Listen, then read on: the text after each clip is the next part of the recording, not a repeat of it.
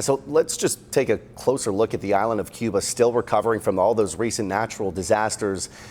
You go back to October.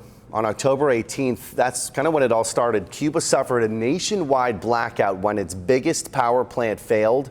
2 days later, Hurricane Oscar hit the eastern side of the island, killed at least 6 people.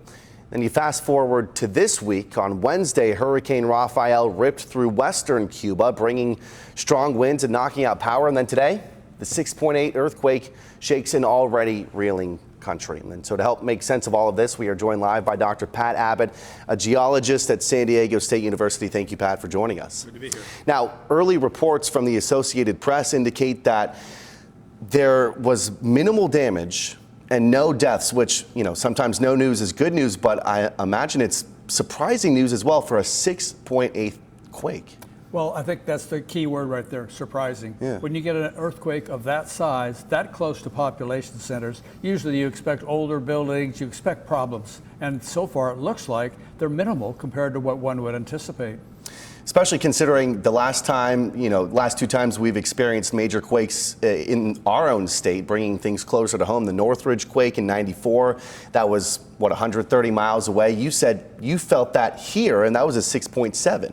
Oh, I sat up bolt upright, 4:31 a.m. I remember that. I thought a truck had run into the house. And even though that was a long ways away, like you said, 6.7.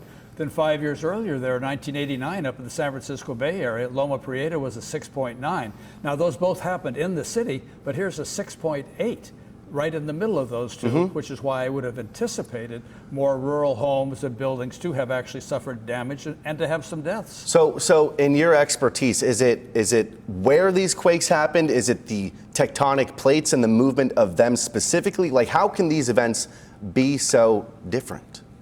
Well, there are different kinds of fault movements. I mean, like for the Northridge earthquake, the land literally is lifted, thrusted up like this.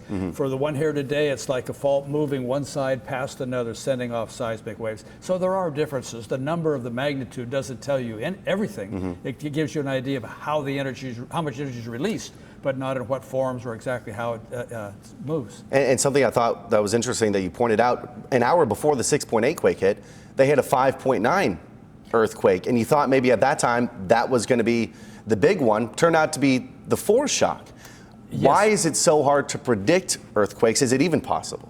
Well, first to get to the bottom line, is it possible to predict earthquakes? No. Yeah. Now, of course, when a 5.9 occurs, that's a significant earthquake. You get that 5.9, you think you've had an earthquake, and then a little over an hour later, here comes the 6.8. We don't know that 5.9 was the foreshock until the 6.8 happened. And of course, that's because in terms of how the Earth moves and the kinds of seismic waves that are set off, they vary in their intensity and duration, but they're the same. We have not been able to pull any kind of unique signal out of those yet, which should tell us that, oh, this was a foreshock, get ready, here comes a big one.